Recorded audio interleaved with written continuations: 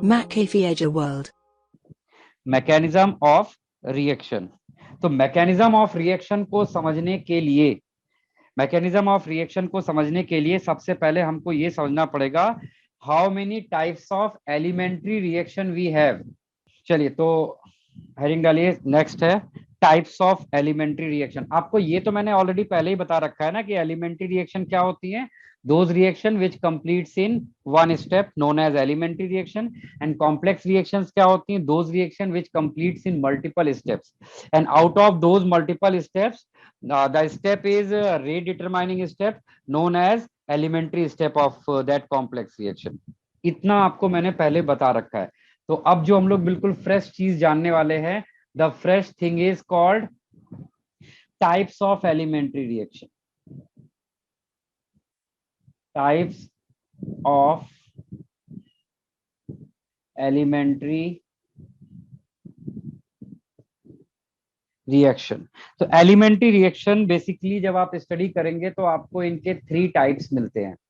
You have 3 types of elementary reaction. First है reversible reaction,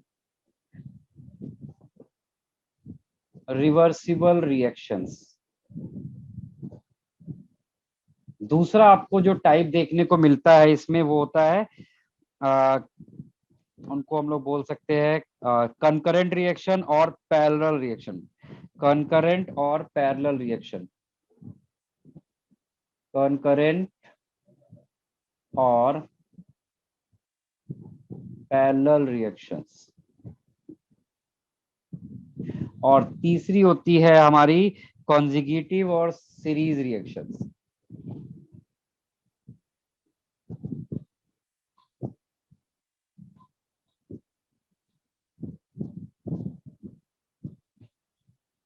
series reaction, ये 3 type की आपकी एलिमेंट्री रिएक्शंस होती है।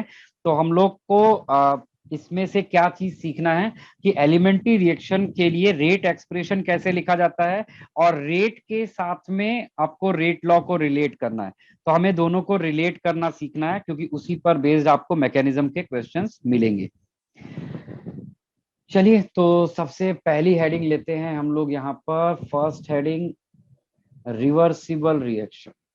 रिवर्सिबल रिएक्शन को अपोज्ड रिएक्शन भी बोलते हैं। रिवर्सिबल और अपोज्ड रिएक्शन।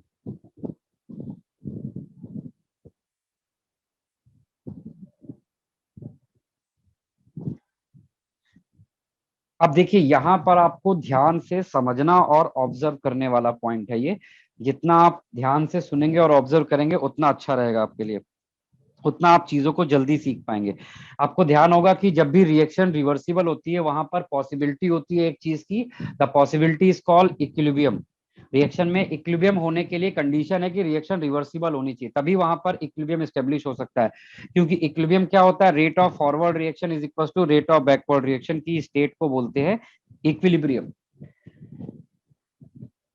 एक छोटा सा एग्जांपल लेते हैं और उस छोटे से एग्जांपल से इसको हम लोग समझने की कोशिश करते हैं। सबसे पहला हमने एक ऐसे ही रैंडमली हमने एक इक्वेशन पिक किया है, उसको हमने नाम दिया है reversible equation. A reversible B. बिल्कुल सिंपल सी रिएक्शन लिखी है। और जो फॉरवर्ड डायरेक्शन का रेट कांस्टेंट है उसको हमने बोला है के एफ, और जो बैकवर्ड डायरेक्शन का रेट कांस्टेंट होता है उसको हमने बोला है के बी। आप इस के एफ और के बी टर्म से केमिकल इक्विलिब्रियम में ऑलरेडी अवेयर होंगे। वहां पर आपको मिला था के सी इज इक्वल टू के एफ अपॉन के बी होता था, याद आया आपको? के सी इज इक्वल टू क्या होता था? K F upon K B, forward rate constant divide by backward rate constant. यही तो आपका के सी होता था। के एफ और के बी क्या है? Forward rate constant and backward rate constant.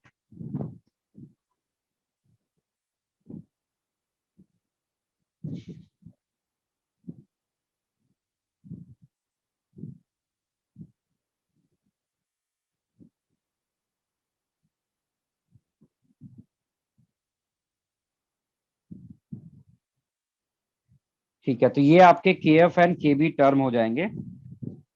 तो जब भी हम लोग एक रिवर्सिबल रिएक्शन का रेट लिखते हैं तो किसी भी रिवर्सिबल रिएक्शन का रेट क्या होता है, इन दोनों डायरेक्शंस की, दोनों जो रेट होते हैं फॉरवर्ड रिएक्शन और बैकवर्ड रिएक्शन, उनके डिफरेंस के इक्विवेलेंट होता है।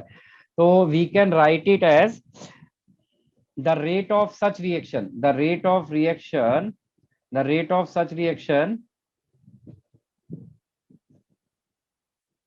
equals to होगा rate of forward reaction, rate of forward reaction minus rate of backward reaction।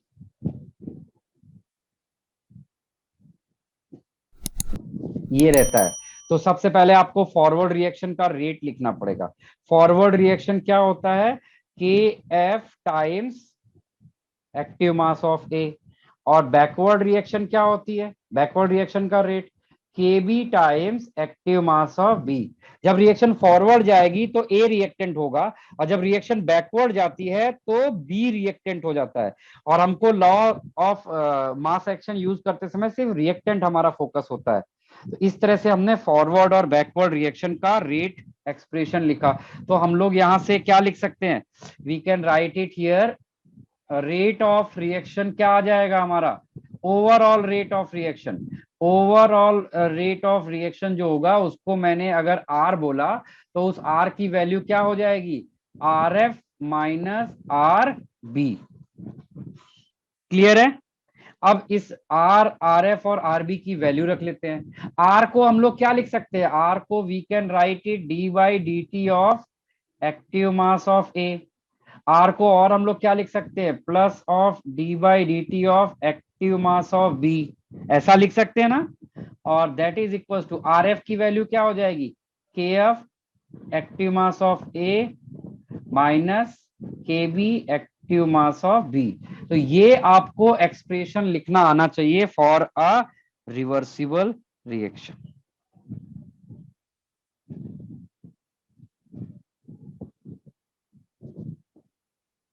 समझ में आ रहा है। यहां पर इतना जो हमने अभी यस तक ऊपर से नीचे तक किया है, इसमें से कोई चीज जो आपको नहीं समझी हो। आपको ये जो मैंने लास्ट में लाइन लिखी है, आपको मैकेनिज्म लिखने के लिए इसकी जरूरत पड़ेगी। तो ये लास्ट वाला लाइन आपको लिखना आना चाहिए। देख लीजिए, समझ लीजिए, किसी को अगर कहीं पर कोई ऑब्जेक्शन है तो पूछिए। हाँ भाई, कोई कंफ्यूजन, कोई डाउट, आगे बढ़े। आपको ये जो मैंने लिखा है ना, इसकी आप अच्छे से इसको ऑब्जर्व कर लीजिए। अभी आपको इसको लिखने की जरूरत पड़ेगी मैकेनिज्म में। मैकेनिज्म में आपको यही लिखना होता है और कैलकुलेट भी करना होगा, इसीलिए ये वाला स्टेप आपको अच्छे से समझ में आना चाहिए। चलिए, इसके बाद आते हैं कंकरेंट और पैरेलल रिएक्शन। इसके बाद हमारे पास आता है कॉन्करेंट और पैरेलल रिएक्शंस। वैसे तो कंकरेंट और पैरेलल रिएक्शन अपने आप में एक बहुत टेढ़ा सा कॉन्सेप्ट है, बट हमें उसको सिंपल करके समझना है जितना हमारे लिए एप्लीकेशन में आता है। अगर आप ओलंपियाड की प्रिपरेशन कर रहे हो या फिर आप केवीपीवाई को टारगेट करते हैं तो आपको इसका पूरा डेरिवेशन अच्छे से समझना चाहिए। क्वेश्चन आ सकता है, बट जेई मेंस और नीट लेवल पे आपको इनके डेरिवेशंस की जरूरत नहीं पड़ती है। चलिए, तो नेक्स्ट हेडिंग लीजिए। सेकंड हमारा टाइप होता है कॉन्करेंट और पैरेलल रिएक्शन।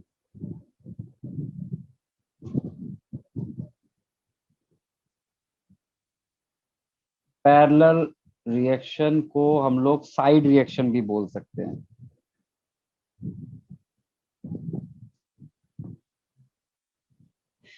जैसा कि आपको नाम से ही पता चल रहा है कि यहाँ पर क्या हो रहा है, दो रिएक्शन एक दूसरे के पैरेलल बन रही है।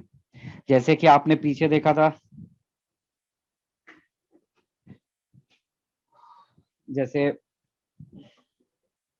यहाँ पर लेटेस्ट समझो कि एक रिएक्टेंट है आपके पास ए।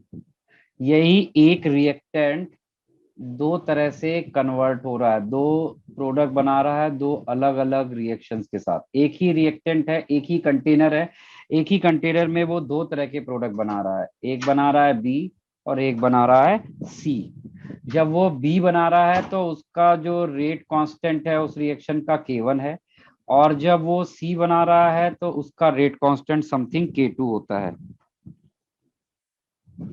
एक ही कंटेनर में जो ए है वो दो तरह की रिएक्शन करता है पैरेलल, एक साथ, अलग अलग नहीं कर रहा है, एक साथ में ही कर रहा है। एक वो बना रहा है K1 और एक तरफ बना रहा है K2 रेट कांस्टेंट से ए और बी। ठीक है, तो यहाँ पर एक्चुअली ये देखने में एक रिएक्शन है, but actually it is two reaction. अब लेकिन ये दोनों रिएक्शन एक दूसरे के साथ साइमल्टेनियसली हो रही हैं और एक ही टाइम पर हो रही है, इसीलिए इनको बोला गया है पैरेलल और कंसेक्यूटिव रिएक्शंस। तो यहां पर आपके सामने दो अलग अलग केस देखने को मिलेंगे। पहला हम लोग देखेंगे रेट। फर्स्ट हम लोग देखेंगे rate of consumption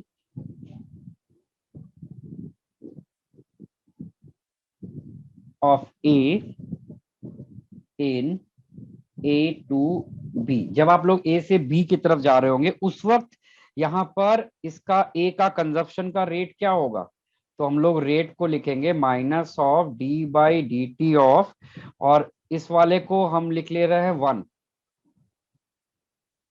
D by D T of consumption of A, और इस पूरे को हम लिख ले रहे हैं 1, 1 stands for A to B. ठीक है, और इसका रेट लॉ क्या आएगा, K1 times active mass of A. किसी को ये लाइन में कोई इशू है जो मैंने लिखा है? किसी को भी समझने में अगर दिक्कत है तो बताइए। No, sir.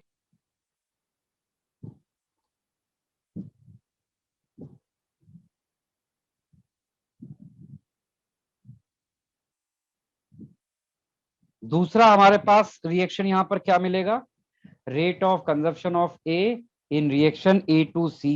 तो इसका रेट हम लोग कैसे लिखेंगे, minus of D by D T of active mass of A, और ये हमने किस रिएक्शन के लिए, सेकेंड रिएक्शन के लिए निकाला है, इक्वल्स टू K2 ए।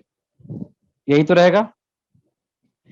अब हमें निकालना है overall rate of consumption of A, overall rate of consumption of A, overall rate of consumption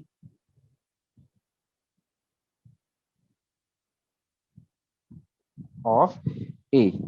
तो ओवरऑल रेट क्या आएगा, अगर मैं इसको ऐसे बोल दूं कि it is R1 and it is R2, तो overall rate R will be equals to R1 plus R2। Overall rate क्या होगा भाई, दोनों का ऐड कर दीजिए तभी तो आपको ओवरऑल नेट रेट मिलेगा। तो बस अब आपको क्या लिखना है यहाँ पर, इस R1 और R2 का यहाँ पर वैल्यू पुट कर दीजिए और देखिए क्या आता है आपका। तो यहाँ पर मैं अगर R1 और R2 की वैल्यू रखूंगा तो एक्सप्रेशन मेरा कुछ ऐसा दिखेगा, minus of D by D T of A equals to minus of D by D T of A for reaction 1 plus D by D T of active mass of A for reaction 2। ऐसा आपको देखने में मिलेगा ना। इनकी जरा values रख देते हैं। तो इसकी वैल्यूज क्या थी, K1 ए, और इसकी वैल्यूज क्या आ गई थी, K2 ए, और हमने ओवरऑल रेट कांस्टेंट एज्यूम किया कि K है, और उसको हम लोग ऐसे लिखेंगे। तो अब आपको काफी हद तक दिख रहा होगा कि यहाँ पर क्या होने वाला है, आपको समझ में आ रहा होगा कि यहाँ पर क्या मिलने वाला है आपको। यहां से आपको K ओवरऑल, K ओवरऑल कितना मिलेगा, K1 प्लस K2। ये जो मैंने अभी डेराइव किया है इसमें किसी को समझने में कोई दिक्कत है तो बताइए।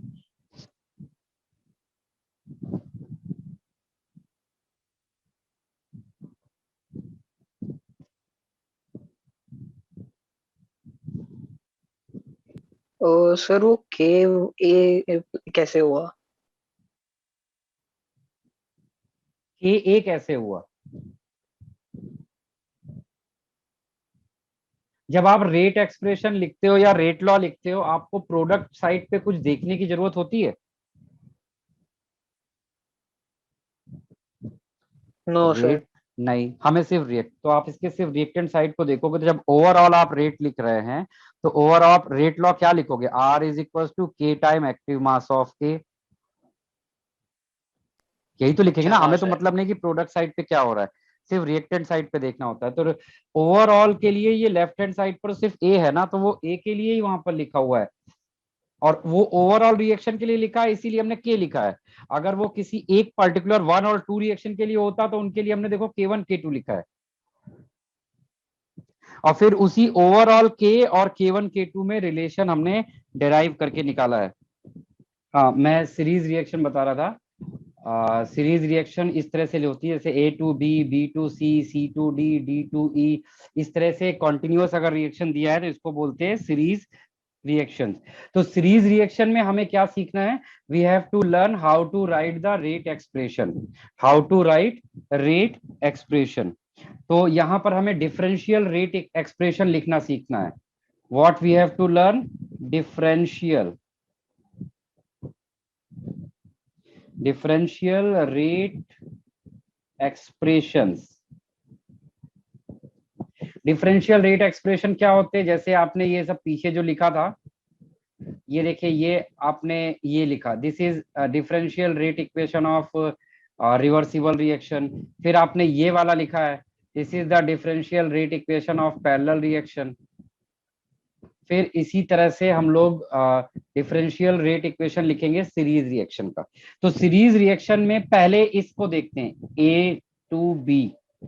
ए टू बी के लिए अगर हमने यहाँ पर रेट लिखा, तो we can write it as, ध्यान से देखिएगा, यहां पर आपको समझना है, समझने के बाद आंसर लिखना है, ठीक है?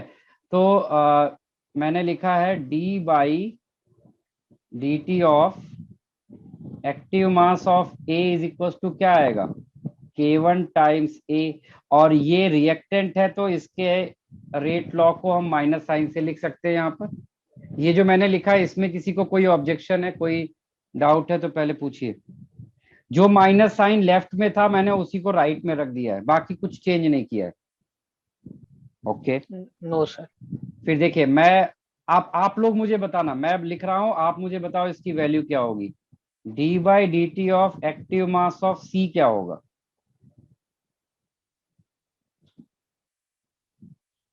और sir -K2 of A. Minus क्यों? सी तो प्रोडक्ट है ना, प्रोडक्ट में माइनस क्यों लगा रहे हो? हाँ सर, जो सिर्फ पॉजिटिव होगा K2 of A. K2 of what? यहां पर क्या लिखेंगे?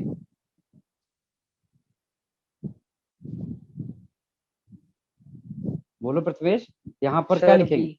बी लिखेंगे, क्योंकि हम रिएक्टेंट का लिखते हैं, रेट लॉ में हमेशा यहाँ पर रिएक्टेंट होता है। ये दो लाइन में तो आई थिंक ज्यादा किसी को ऑब्जेक्शन नहीं होगा। प्रॉब्लम आती है बी में। बी दो जगह दिख रहा है, बी यहां पर भी है और बी यहां पर भी है। तो जब हम लोग बी का लिखने जाएंगे, तब आपको थोड़ा सा समझना पड़ेगा। बी देखिए, यहां पर प्रोडक्ट है, तो बी जब प्रोडक्ट है, ठीक है, तो यहां से आप इसको ऐसा लिख सकते थे, इसे नहीं, बी अगर प्रोडक्ट है यहां पर, तो हम बी के लिए ऐसा लिख सकते हैं, फ्रॉम फर्स्ट इक्वेशन। इसमें सब एग्री करोगी, ये ऐसा लिख सकते हैं या नहीं? हाँ सर। ठीक है, लेकिन आपको बी एक और जगह दिख रहा है, कहां पर? सेकंड वाली इक्वेशन में। वहां से अगर मैं D by D T of B लिखूं, तो वो क्या होगा? इस इक्वेशन से, इस इक्वेशन से d by D T of अगर मैं बी -K2 लिखूंगा, बी।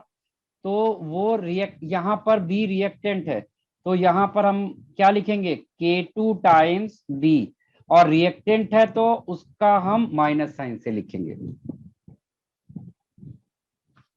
तो इस तरह से rate of change of B क्या होगा? K1 A minus K2 B होगा। K1A माइनस K2B होगा।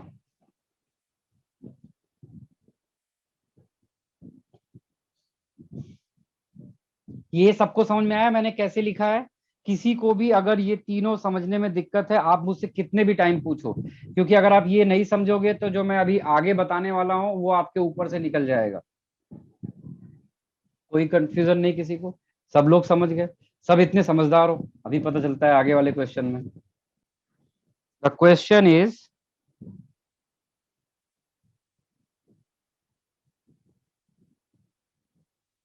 बिल्कुल सिंपल सिंपल क्वेश्चन दे रहा हूं। कई क्वेश्चन आएंगे। एक क्वेश्चन आपका ये है, A gives B gives C gives D. ठीक है, इसका रेट कांस्टेंट K1 है, इसका K2 है और इसका K3 है। Find d by D T of A, find minus d by D T of A. आपको ये फाइंड करना है। This is the first. देख लीजिए, समझ लीजिए, जहां पर आपको दिक्कत आएगी मैं बताता भी चलूंगा। तब तक मैं क्वेश्चन लिख रहा हूं, आप लोग इसको ट्राई करो। जिसका हो जाए वो मुझे फटाफट बता भी दे। यहाँ पर इंपॉर्टेंट, यहाँ पर मैं ये देखना चाहूंगा कि कौन बता पा रहा है कौन नहीं, क्योंकि जो आंसर कर रहा है इसका मतलब उसी को समझा। बाकी लोग अगर आंसर नहीं करोगे तो इसका मतलब होगा कि आपको समझा ही नहीं है कि ये क्या है। इन सब के आंसर एक ही लाइन में आएंगे, तो मैं बस उतनी ही जगह छोड़ रहा हूँ क्योंकि मुझे एक्सप्रेशन लिखना है सीधे। आपको ये फाइंड करना है, दूसरा आपको फाइंड करना है। चलिए पहले ऊपर वाले क्वेश्चन को देखते हैं कौन कर पा रहा है। किसी को आइडिया लगा ऊपर वाले में क्या इक्वेशन बनेगी?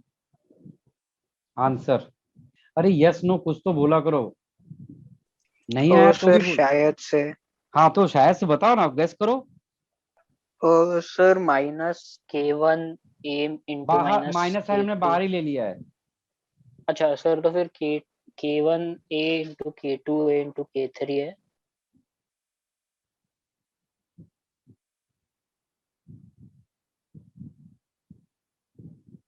एग्जैक्टली यही आंसर है, करेक्ट। कितना सिंपल था, मतलब इतना डर क्यों रहे थे? डरने की जरूरत नहीं, सिर्फ सॉल्व करने की जरूरत है।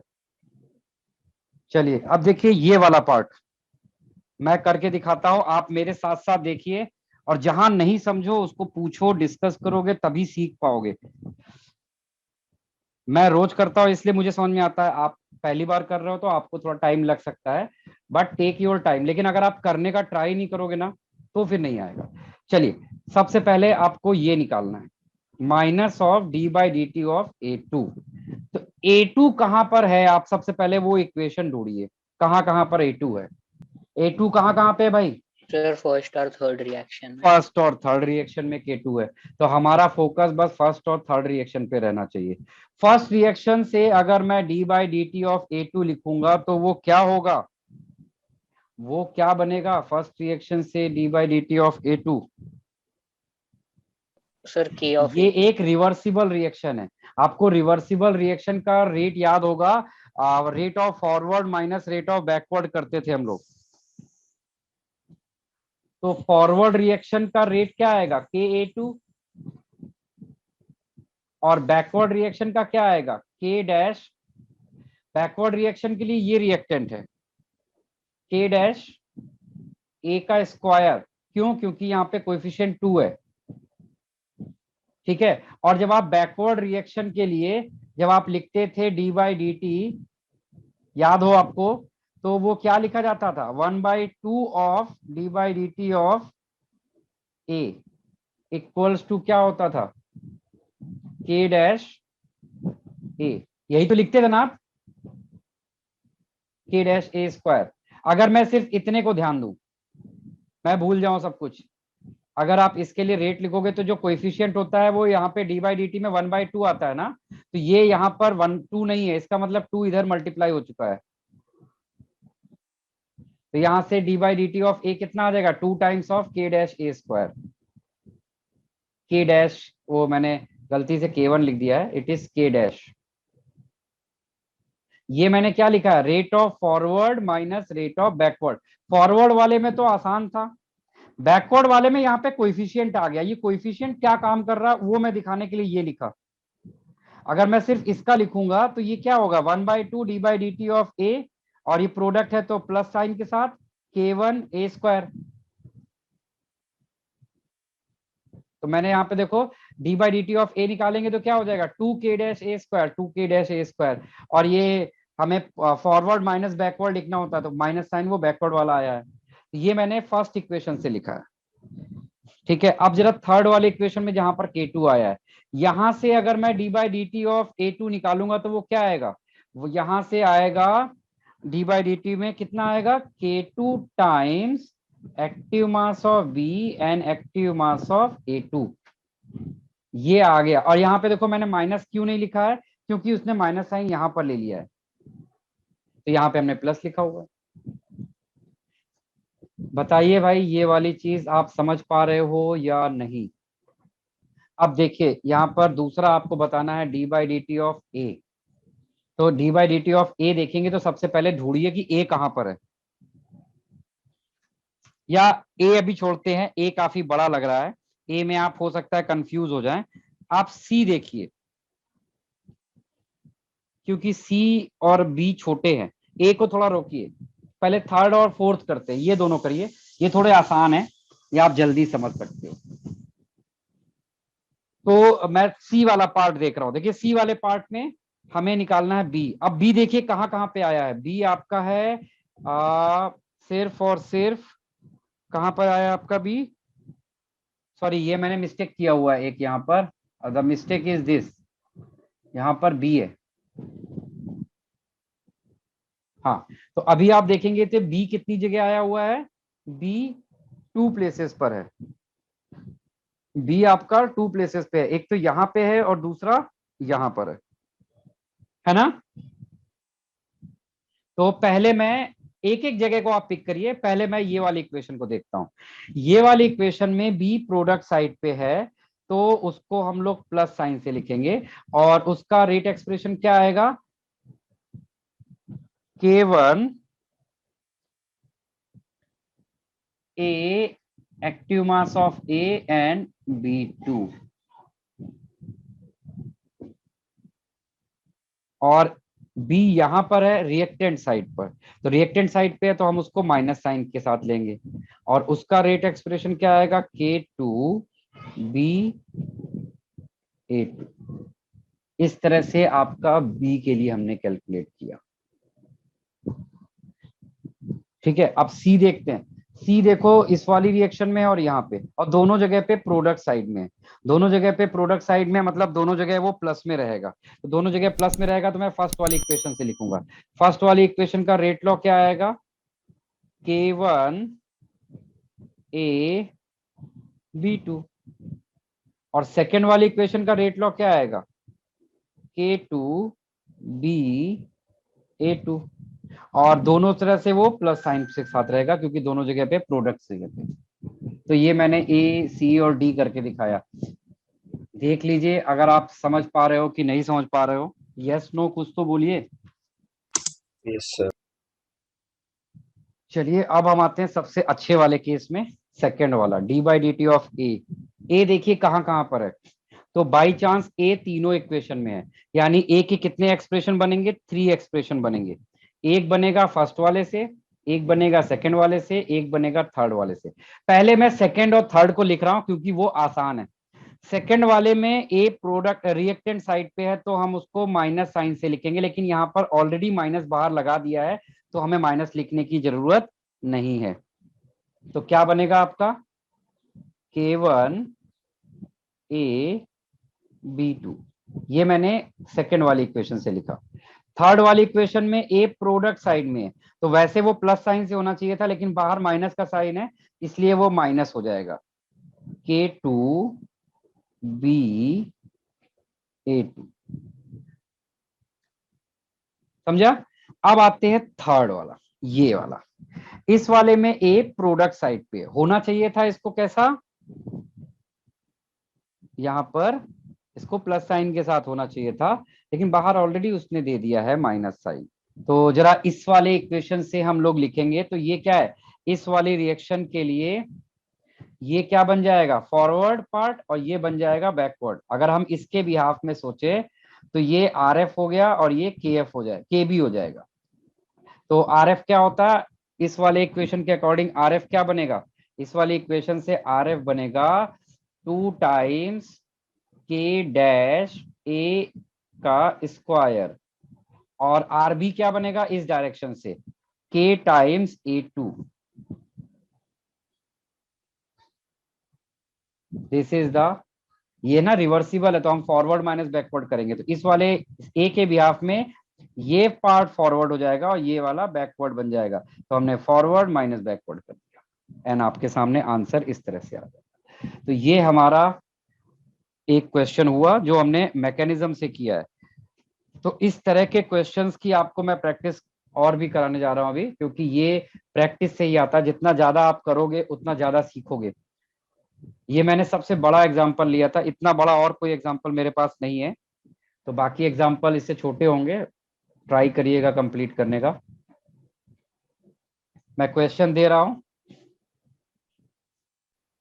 ठीक है, मैं आंसर लिख दे रहा हूं, आप लोग मैच कर लीजिए कि आपने जो किया है वो कितना करेक्ट है। फर्स्ट वाले क्वेश्चन का आंसर है K1 A plus 2K2 A square. This is the answer of first question, ठीक है। उसके बाद नेक्स्ट वाले का आंसर है K1 A minus K2 B plus K3 B A। This is first one answer. Second is K1 A minus K2 B minus K3 AB। और last वाले का सिंपल आंसर है क्योंकि वो एक ही स्टेप में है, K3 A B, ठीक है। This is the answer of second, and third का आंसर क्या आएगा, K1 A2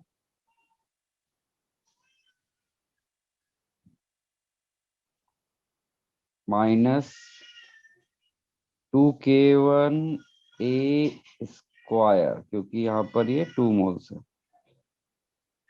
plus K A2 C। This is the first one answer.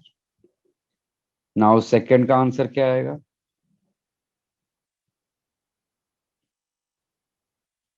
Minus d by D T of A,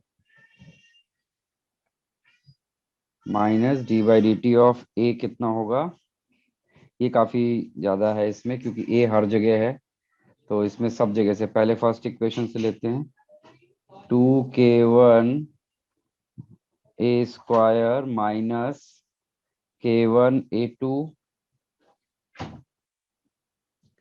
plus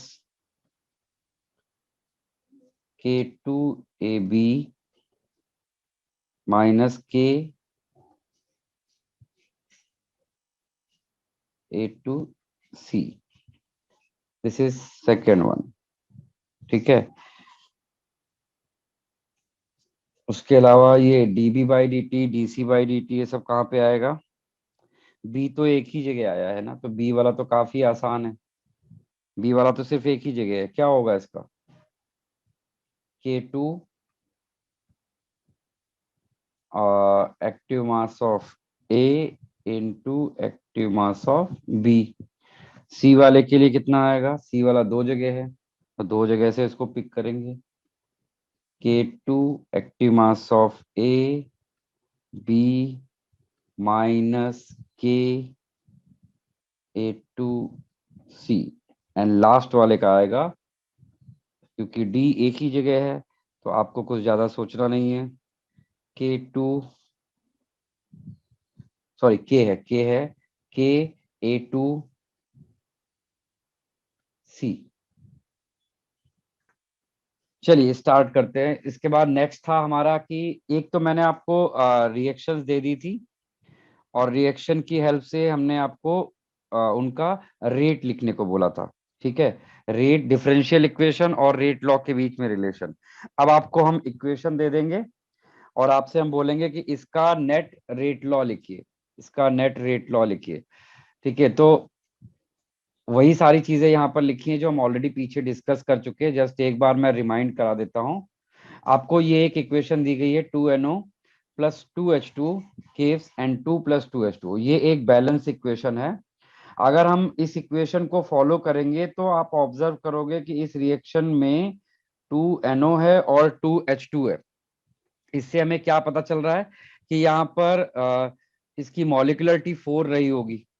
ठीक है, और इसका order 4 रहा होगा। बट एक्चुअली जब इसका रिएक्शन देखा गया तो ये क्या फॉलो करता है, ये थर्ड ऑर्डर काइनेटिक्स फॉलो करता है। यानी NO की पावर में 2 है और H2 की पावर में 1 है। इससे आपको क्या पता चला कि ये जो रिएक्शन है ये एक कॉम्प्लेक्स रिएक्शन है जो मल्टीपल स्टेप्स में कंप्लीट होगी। तो वो मल्टीपल स्टेप्स यहाँ पर लिखे हुए हैं। NO plus NO gives N2O2, ये एक रिवर्सिबल स्टेप है। फिर N2 plus O2 plus H2 gives N2O plus H2O and last step है N2O प्लस H2। इनमें इनकी स्पीड मेंशंस है। पहला वाला फास्ट एंड रिवर्सिबल है, सेकेंड वाला स्लो है और थर्ड वाला फास्ट है। तो आपके लिए रेट डिटरमाइनिंग स्टेप कौन सा हो गया है? आपका रेट डिटरमाइनिंग स्टेप है जो स्लो स्टेप है। हमें क्या करना है? हमें सिंपली जो स्लो स्टेप है उससे प्रोसीड करना है। हमें सिंपली स्लो स्टेप से प्रोसीड करना है। तो स्लो स्टेप में जब आप स्लो स्टेप के अकॉर्डिंग जाओगे तो स्लो स्टेप आपका ये है स्टेप 2 स्लो स्टेप। इसका रेट लॉ लिखोगे तो वो क्या आएगा? K times N2O2 times H2O2। This is the rate law of slow step. पहला स्टेप आपने क्या देखा? स्लो स्टेप का रेट लॉ लिखा। बट स्लो स्टेप में जो आपको रिएक्टेंट दिख रहा है N2O2, वो आपके ओरिजिनल रिएक्टेंट का पार्ट नहीं है। इसका मतलब ये एक इंटरमीडिएट था। अब इस इंटरमीडिएट को हमें एलिमिनेट करना है। कैसे एलिमिनेट करेंगे? उसके लिए आपको देखना पड़ेगा कि ये इंटरमीडिएट कहाँ पर अपीयर हुआ है। तो जरा आप इंटरमीडिएट देखिए कहाँ पर अपीयर हुआ है, फर्स्ट वाली रिएक्शन में। यानी फर्स्ट वाली रिएक्शन का रेट कांस्टेंट लिखिए। आपको दिख रहा होगा फर्स्ट वाली रिएक्शन एक इक्विलिब्रियम है, तो इक्विलिब्रियम कांस्टेंट लिखेंगे उस इक्वेशन का तो वो कुछ ऐसा आएगा। यहां से हम लोग N2O2 का एक्टिव मास कैलकुलेट करेंगे तो वो Kc इंटू NO स्क्वायर आएगा। तो आप इस N2O2 की जगह पर लिख दीजिए Kc इंटू NO स्क्वायर। लिख लिया आपने यहाँ पर। तो अब हमने क्या किया यहाँ पर? अब ये जो K और Kc दो रेट कांस्टेंट थे, इनको हटाकर हमने एक ओवरऑल रेट कांस्टेंट रख दिया K ऑब्जर्व और NO का स्क्वायर और H2। ये हमारा है डिजायर्ड फाइनल रेट लॉ। और इस रेट लॉ के अकॉर्डिंग यहाँ पे पावर ऑफ NO कितना है? 2 और H2 का पावर कितना है? 1। इसका मतलब ये थर्ड ऑर्डर की रिएक्शन है। इसका मतलब ये कितने ऑर्डर की रिएक्शन है? थर्ड ऑर्डर की रिएक्शन होगी। तो ये आप फटाफट ये ओरिजिनल इक्वेशन लिखिए, फिर ये तीनों स्टेप लिखिए, फिर उसके बाद आपको स्टेप 2 का प्रोडक्ट बनाना है, फिर Kc, फिर ये। तो ऑब्जर्व जो एक्सपेरिमेंटली था वो प्रूव हो गया है यहाँ पर। इसमें कोई चीज पहला कोई भी स्टेप जो आपको नहीं समझ में आया हो, कहाँ से शुरू करना है कहाँ खत्म करना है। Step number 1, right the rate law for slow step. फिर उस स्लो स्टेप में अगर कोई इंटरमीडिएट प्रोडक्ट दिख रहा है तो वो जिस स्टेप में आया है उस स्टेप का इक्विलिब्रियम कांस्टेंट, वो इक्विलिब्रियम स्टेप से आया था तो वहां से हमने इक्विलिब्रियम कांस्टेंट का रिलेशन लिखा और उस इंटरमीडिएट की वैल्यू निकाल के वहां पर रख दिया। आपको फाइनल रेट लॉ मिल जाएगा। बहुत सिंपल सा प्रोसीजर होता है इसका। आप में से कोई ऐसा भी है जिसको ये नहीं आ रहा है? क्योंकि मेरे पास जितने भी आंसर आए हैं लगभग सबका सही है।